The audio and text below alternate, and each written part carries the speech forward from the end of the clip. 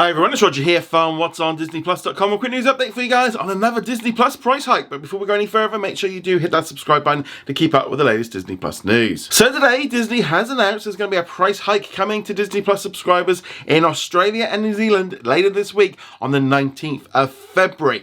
So they're going to be getting a price rise on their two tiers. They have standard and premium. The standard tier is going to be going up by $2 a month, while the premium tier will be going up by $3 a month.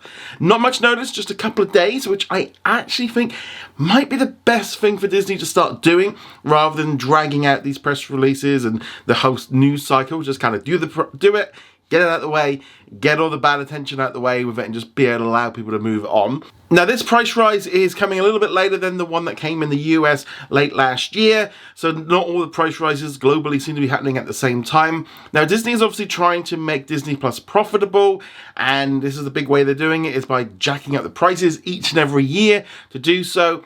But in Australia, there's a little bit of probably a good reason for this, and that is going to be the forthcoming launch of the ESPN hub, which is going to be coming later this year. Not yet been confirmed for New Zealand. I'd expect it would do at some point or around the same time. But yeah, so they're going to be getting tons and tons of new content, new live shows, or they're going to be getting live sports, lots of documentaries and stuff. So this is in some way a little bit like the launch of Star, where there was a bit of a price bump because you're going to be getting all of this content. Now that is good if you're a sports fan. If you don't like sports, well, this is now a problem because you're basically going to be paying for it. And this is always the issue. Now, these price changes will take effect on the 26th of March 2025 and are in line with subscriptions' next billing cycle. So the new price from the 19th of February for new subscribers will be going up to $15.99 a month for Australian residents, or $159 a year. While in New Zealand, the standard tier is going up to $16.99 a month, or $169 a year. So it's going up about $20 a year, while the premium tier, which obviously includes 4K, also includes up to 4 streams at once, that's going to be going up to $20.99 a month, now going up to $209 a year, while the New Zealand price is going up to $21.99 a month, or $219 a year. So obviously those prices are in local currencies. Now, actually, if you look at it from an alternative look, the Australian price now puts it around about $10 US. So that's actually, I think, a really good price for the standard tier, because not only are you getting Disney Plus, you're also pretty much getting the Hulu and the ESPN Plus content all in one bundle. So I don't think the price is too bad. The other big problem, I think, for Australia and New Zealand is they don't yet have the ad-supported tier, which obviously is a cheaper version. Like here in the UK, we can get it for like £5 a month.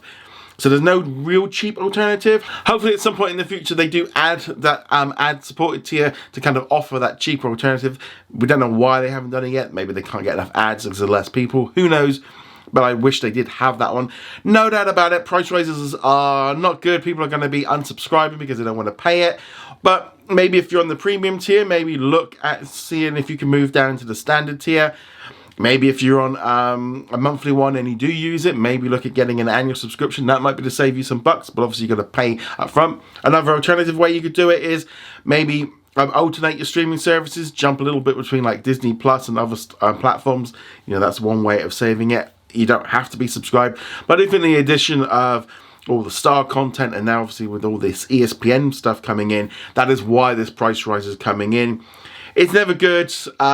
I kind of would like it in some ways if Disney Plus did. If they really do price rises, it's a global thing, everyone gets it at once, rather than everyone getting it higgledy-piggledy. But nevertheless, I do think this one's slightly different than the normal price rise. It is a little bit more steep with a couple more dollars. But that addition of ESPN is probably, I think, going to be the main reason why it's seen such a jump. I wouldn't be surprised if we're going to start getting other price rises later this year. We generally see an annual price rise, and I don't suspect we're going to see anything like the big hikes that we saw before.